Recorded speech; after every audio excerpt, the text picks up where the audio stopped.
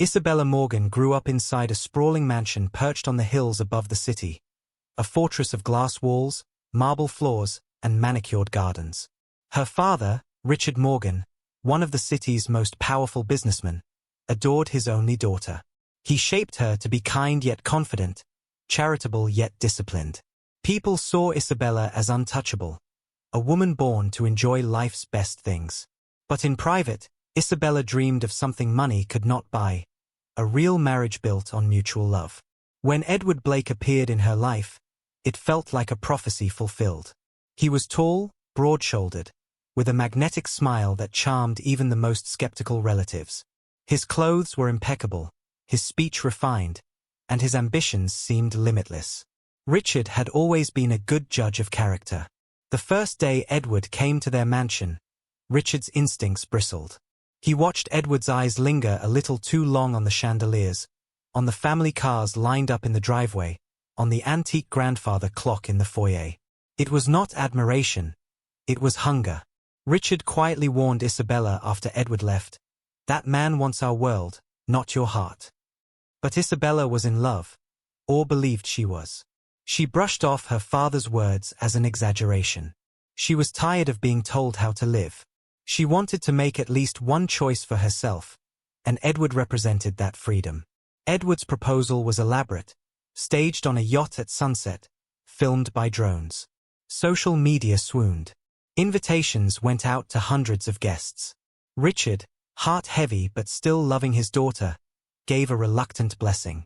The wedding day was like a royal coronation. The cathedral glowed with golden candles. Choirs sang. Cameras flashed as Isabella walked down the aisle in a shimmering gown. But behind the celebration, there was an invisible secret. Edward's hidden medical report from years before, locked away in a folder in his private study. He knew he could never father a child. Yet he looked at Isabella's wealthy father and thought, "This is my ticket." For Isabella, the honeymoon was a dream. For Edward, it was an act. He performed the part of the doting husband, but intimacy was brief, awkward, and soon avoided altogether. Within months, Isabella sensed something was off, but she clung to hope. She told herself love takes time. She told herself marriage is patience. She did not know the man beside her had built his entire future on a lie. The first year passed without pregnancy. Edward began to change.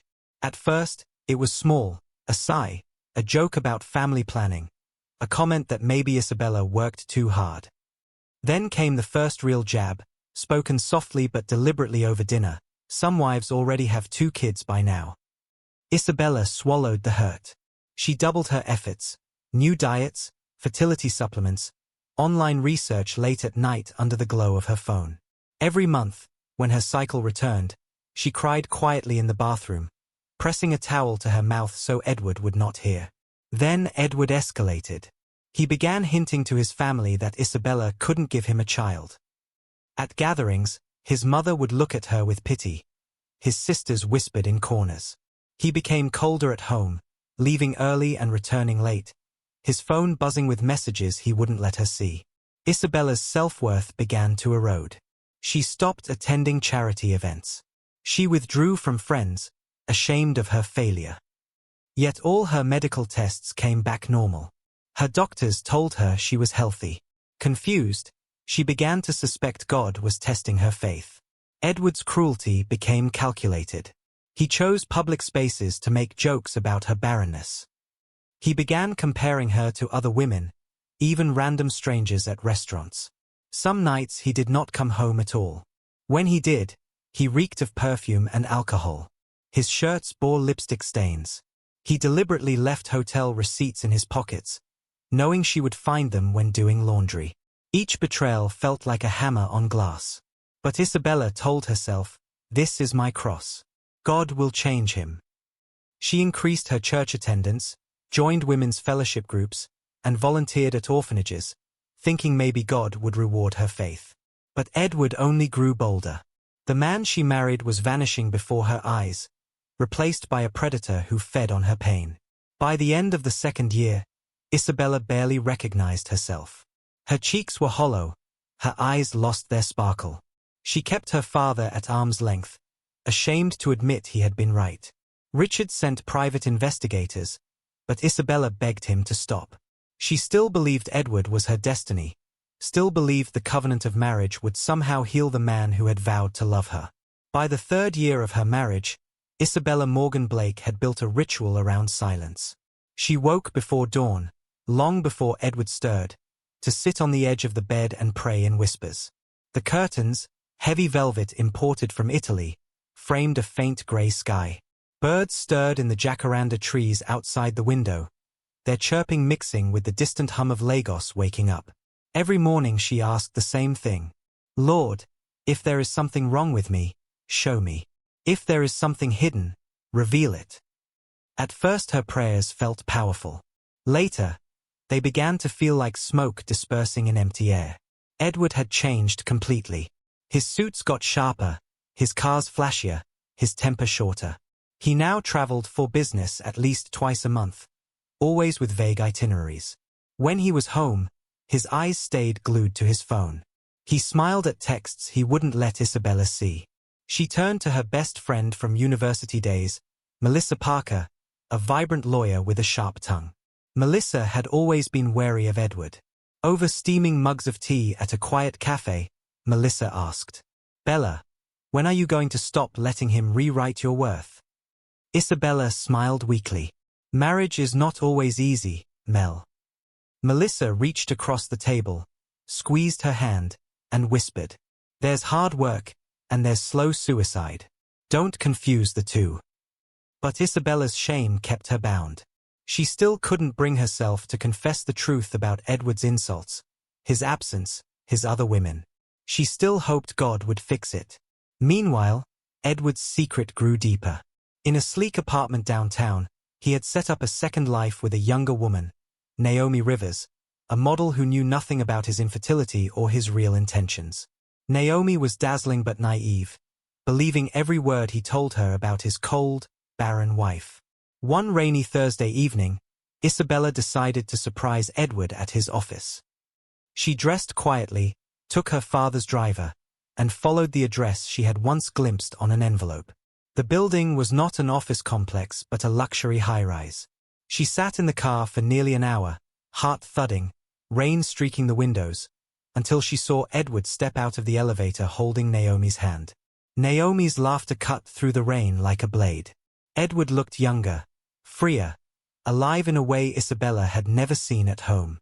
The sight burned into her chest. She didn't confront him there. Instead, she returned home and sat in the dark, listening to the clock tick. Her father's words echoed, "That man wants our world, not your heart." That night, unable to sleep, Isabella wandered into the master bedroom. The room was immaculate, every pillow perfectly aligned, every drawer carefully arranged, except one. The third drawer of Edward's oak bedside table had been left slightly ajar. A faint edge of paper peeked out from underneath a stack of financial documents. Almost without thinking, Isabella knelt and pulled the papers free. Beneath invoices and property files lay a sealed brown envelope stamped with the logo of St. James Medical Center. Her hands trembled as she opened it. Inside was a hospital report, crisp and clinical, stating in bold letters, "Diagnosis: permanent male infertility. Patient: Edward Blake." The words slammed into her like a physical blow. Her mouth went dry, her hands shaking so violently she almost dropped the paper. For years she had endured Edward's insults, his accusations of barrenness, his taunts about her body. She had begged God to heal her womb, gone from hospital to hospital, from prayer house to prayer house, and all along, the truth had been sitting inside their bedroom drawer. She pressed the paper to her chest, a silent scream rising in her throat. Hot tears fell onto the page, blurring the letters. The enormity of the deception hollowed her out. She realized she had built her life on a lie so deep it had poisoned her very sense of self. Hours later, when Edward arrived home, she was still sitting on the floor, the hospital report crumpled in her fists, the bedroom lights dim. She hid the document beneath her shawl before he entered. He barely noticed her. He tossed his jacket on the bed, whistling a tune he had picked up from Naomi, and went into the bathroom to shower. That night, Isabella lay awake beside him, eyes wide open in the dark. Her mind replayed every insult, every tearful prayer, every appointment she had attended believing herself broken. Now she knew exactly where the brokenness had begun. 2 days later, she hired a private investigator, something she had sworn never to do. When the report came back, the truth spilled like poisoned ink. Edward's double life, his secret bank accounts siphoning money from her trust fund, his plan to acquire property in Naomi's name. Isabella read every page, tears smudging the ink. The betrayal wasn't just marital. It was criminal. He had built an empire on her back. Richard Morgan had always been the anchor in Isabella's life. Tall, commanding, and soft-spoken. The kind of man whose presence calmed a room. But since her marriage to Edward, he had watched his daughter change. Her laughter grew dim, her once bright eyes dulled, her once radiant confidence shrinking into the shadows of a woman who constantly apologized for her own existence. From his mahogany-paneled study, lined with books, family portraits, and the smell of polished leather, Richard kept his own quiet investigation going. He had never trusted Edward. Years earlier, he had seen through the smooth smile, the too-perfect charm, the hunger in his eyes when he looked at the Morgan estate. And when his health began to fail, his concern for Isabella became sharper. One rainy evening, after a routine checkup with his cardiologist, Richard sat alone by the fireplace.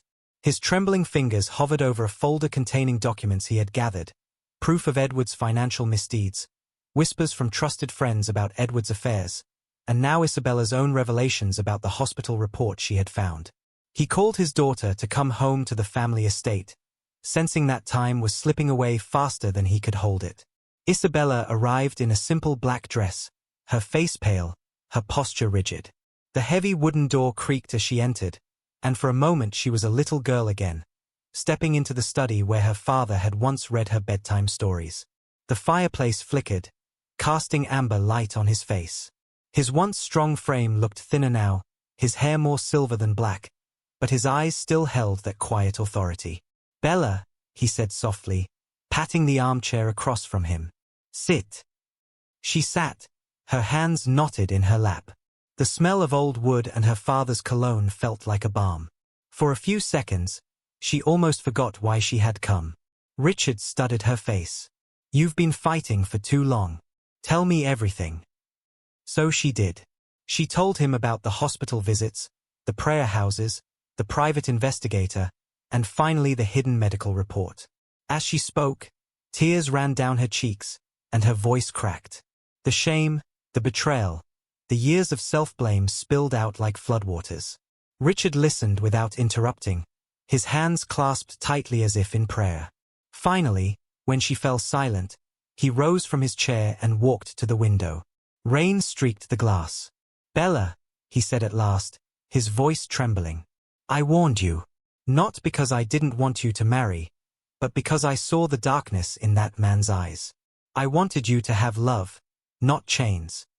She bowed her head, the words cutting through her heart. He turned back to her, his eyes moist but unwavering. "You are not barren. You are not cursed. You are not less of a woman. You have been lied to, manipulated, and crushed, but you are still my daughter. And my daughter does not stay down."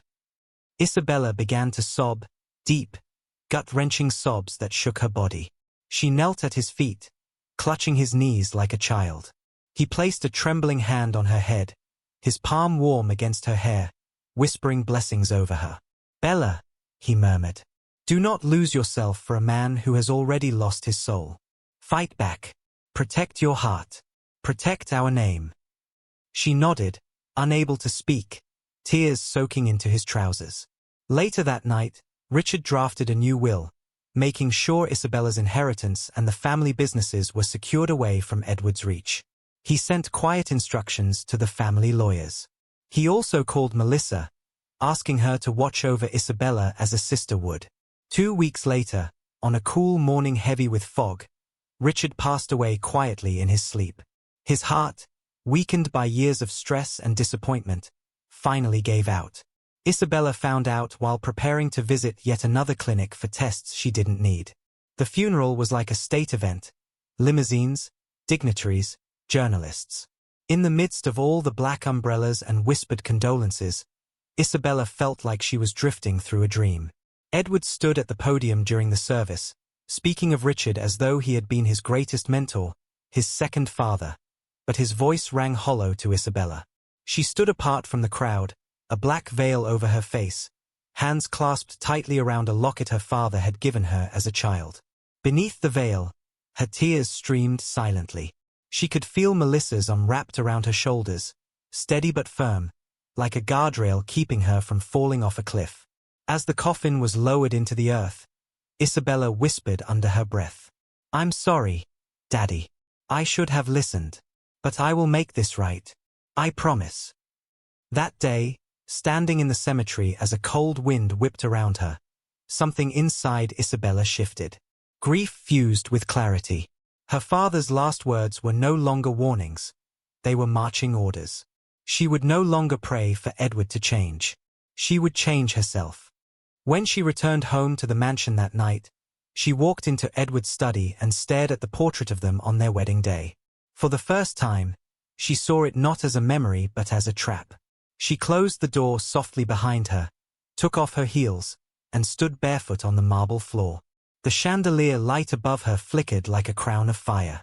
That was the night Isabella Morgan Blake, daughter of Richard Morgan, widow in spirit though not yet in law, began plotting her escape. Grief became Isabella's new shadow. It followed her everywhere, in the marble hallways of the mansion, in the pews of the cathedral where she prayed alone, in the silent echoes of her father's study now sealed like a mausoleum. Yet within the dark fog of morning, something else began to flicker, a faint, steady light of clarity. For years she had begged for Edward's love, prayed for his attention, twisted herself into knots to please him. Now, after her father's death, she felt a strange emptiness, but also a freedom. The person she had always tried to please was gone. There was no longer a father to disappoint, no longer a mask to wear. The days after the funeral were suffocating. Edward's friends and business associates still came and went from the mansion, trying to draw her into parties and public appearances. But Isabella withdrew. She stopped dressing for the press, stopped answering society invitations, stopped accompanying Edward to his business trips. Instead, she spent long hours in her father's study reading through files, reflecting on his words. Melissa Parker became her lifeline. The once cheerful lawyer now turned into Isabella's quiet strategist. Together they pieced together Edward's schemes, the properties, the forged signatures, the transfers from her trust fund, and the hidden accounts in Naomi's name. Every evening, they sat at Isabella's large mahogany table, papers spread out like battlefield maps. "I want everything documented," Isabella whispered one night, her voice steady but cold. "Every lie, every theft, every affair. When I walk away clean." At Melissa's urging, Isabella began therapy with Dr. Clara Jameson.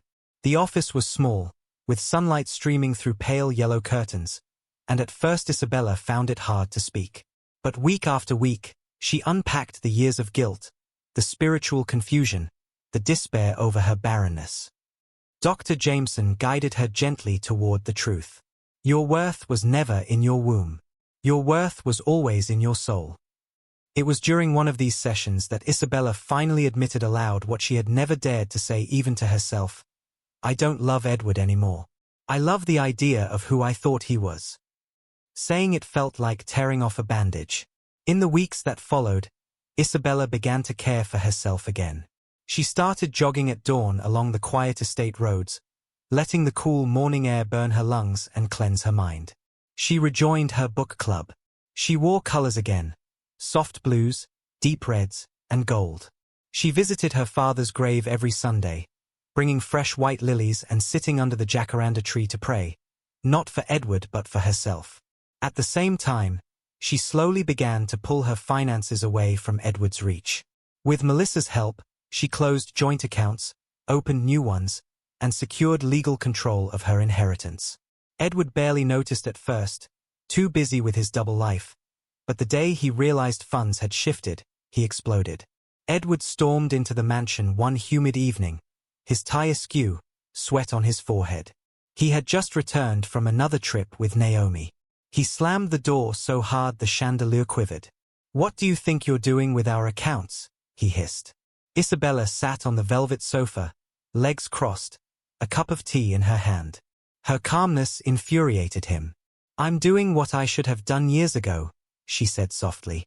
That night marked the shift of power. Edward sensed, for the first time, that Isabella was slipping from his control. He tried flowers, expensive gifts, lavish apologies. But Isabella received them with a distant politeness. She had stopped praying for him to change. She was now praying for strength to leave. At church, the women who had once whispered about her barrenness began to notice her new glow. She became active in her father's foundation, speaking to young women about financial independence, self-respect, and emotional resilience. Quietly, she began to be seen as a figure of strength rather than pity. Melissa stood by her side through it all, and even Dr. Jameson commented on her transformation. "You're moving from survival to selfhood," she said during one session. Now Isabella had amassed a detailed portfolio of evidence. Hospital records of Edward's infertility, photographs of him with other women, bank transfers, and even recordings of his verbal abuse. It was painful, humiliating work, but she was building her exit plan brick by brick. Each night she prayed differently than before. She no longer begged God to give her a child or fix her husband. Instead, she prayed, "Give me courage. Give me clarity. Give me the heart to do what must be done."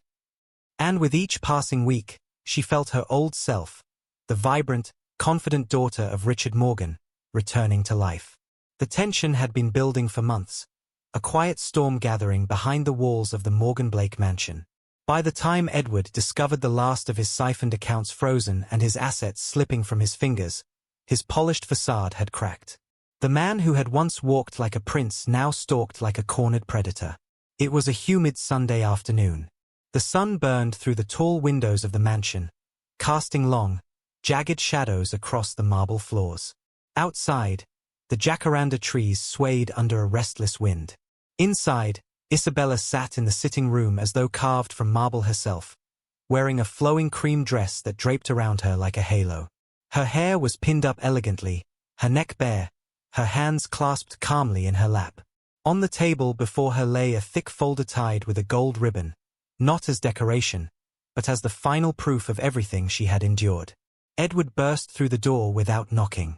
His suit jacket hung from one shoulder, his tie loose, sweat beading at his hairline. He clutched his phone in one hand and a crumpled bank notice in the other. "What game are you playing, Isabella?" His voice cracked like a whip in the cavernous room. She didn't flinch. She didn't even look up immediately. She set down her teacup with deliberate care, as though she'd been waiting for this moment all her life. "I'm not playing a game," she said quietly. "I'm ending one." Edward took a step toward her, nostrils flaring. "You think you can humiliate me? You think you can destroy everything I've built?" Isabella rose slowly, her cream dress flowing to the floor, her posture regal. For the first time, she stood taller than Edward in spirit, if not in stature. "I'm not destroying what you've built, Edward," she said softly. "You did that yourself." Then she reached for the folder, untied the ribbon, and fanned the contents out across the mahogany table. Hospital records, bank transfers, photographs of him with Naomi at the high-rise, screenshots of threatening texts he had sent to her late at night. His face went from anger to shock to a blank, pale stillness. She picked up one sheet and held it out to him, the hospital report from St. James Medical Center, the one stamped permanent male infertility. His eyes darted to the paper, then away, then back again, like a trapped animal looking for an exit. He opened his mouth but no words came out. "I know," Isabella said. "I know everything. The lies about me being barren. The years of shame you dumped on me. The money you stole. The women you brought into our lives." Her voice did not tremble. It rang like glass. Edward's hands curled into fists. "You can't prove anything in court," he muttered, but his voice lacked conviction. Isabella leaned in slightly, lowering her voice so it became even more powerful. "I don't need a court to tell me who you are. But if you force me, Edward, I will bring this evidence to every judge, every newspaper, every board member of every company you've touched. Sign over what you owe me. Leave this house, or face a scandal you will never recover from." For a moment, only the sound of the wind outside filled the room. Edward stared at her as though he had never seen her before. This was not the timid wife he had mocked and dismissed. This was the daughter of Richard Morgan, standing in full power, eyes blazing. You're bluffing," he whispered. Isabella gave a small, almost pitying smile. "No, Edward. This is what truth looks like." Something inside him broke. His shoulders slumped. The fight drained out of his eyes. He looked around the sitting room, the chandeliers, the portraits, the sprawling estate, as though realizing it all was slipping from his grasp. Without another word, he turned on his heel and left, his footsteps echoing down the hallway like a retreating army. As the door closed behind him, Isabella exhaled for the first time in hours. Her knees trembled, but she stayed upright.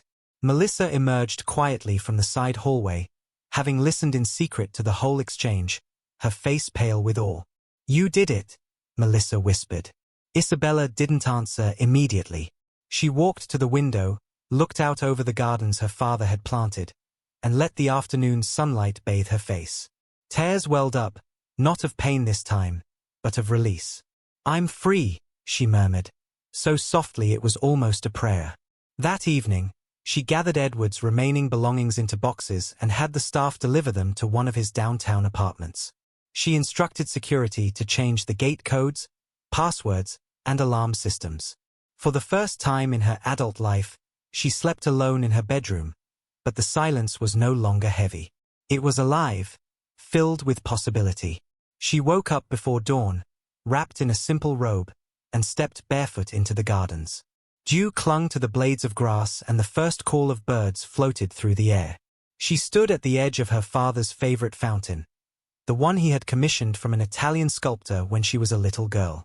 For years, she had been too ashamed to look at it, feeling she had betrayed his trust and memory. Now she knelt beside it, fingers trailing the water, tears slipping silently down her cheeks. "Papa," she whispered into the cool morning air, "I'm sorry it took me so long." For the first time since his death, she allowed herself to grieve him fully, not in secret, not in bursts, but with the unguarded sobbing of a daughter who had finally come home to herself. The grief shook her body, but it also cleaned her spirit. By the time the sun rose higher, her tears had dried, and a strange calm had settled in her heart. In the weeks that followed, Isabella began dismantling the life that had bound her. She closed Edward's accounts, filed for divorce through her lawyers, and reclaimed her father's remaining properties from the grip of Edward's shell companies. She sold off the toxic investments he had made in her name and used the proceeds to start something she had always dreamed of: a foundation for women trapped in abusive marriages, women who had been silenced, shamed, or gaslit into believing they were the problem. Every morning she woke earlier, prayed in her father's study, and walked through the rooms of the mansion deciding which things to keep and which to let go. She gave away most of Edward's furniture, artwork, and personal trinkets, replacing them with lighter fabrics, softer colors, and open spaces. Friends who had once whispered about her began to visit her openly, sitting with her on the balcony overlooking the gardens, sharing laughter she thought she had lost forever. Word spread quickly in the high circles of Lagos society. Many were shocked, others vindicated. For years, they had whispered about Isabella's barrenness, speculated about her unfulfilled duty to Edward, and blamed her for the absence of children. Now, confronted with the truth of Edward's infertility and infidelity, those same people began to apologize or at least soften their judgment. Invitations arrived, requests for interviews flooded in, but Isabella kept her focus private and intentional. Her old church pastor invited her to speak at a women's conference. Standing on the stage in a pale gold dress, Isabella looked out at hundreds of faces, some tearful, some skeptical, many nodding slowly, and spoke her truth for the first time in public. She talked about shame, about misplaced blame, about the ways women were taught to carry the sins of others. She did not name Edward directly, but everyone in the room understood. When she stepped down, women pressed notes and hugs into her hands, whispering, "Thank you. You've told my story." Edward, meanwhile, spiraled downward. The loss of his status, money, and reputation was swift. Naomi left him when his funds dried up, and business partners severed ties. The tabloids that once photographed him on red carpets now ran stories about his bankruptcy and legal troubles. Occasionally he called Isabella in drunken desperation, but she did not pick up. Her lawyers handled everything. She had no more words to give him. While Isabella had no immediate plans to remarry, life had begun to surprise her again. She met a gentle-spoken architect named Daniel at a charity event. They spoke for hours about building sustainable housing for women and children. He did not ask for her story, he simply listened. Their friendship grew slowly, naturally, without the weight of expectation. Isabella did not rush it. She was learning to move at the pace of trust. One evening, long after the volunteers had left and the mansion was quiet again, Isabella walked through the hallway toward her bedroom. She passed a mirror, a large antique one Edward had once demanded stay covered because he disliked its distorted reflection. Now uncovered, it showed her standing tall, head high, wearing a simple silk robe. Her eyes caught her own reflection. For the first time, she smiled at herself without reservation.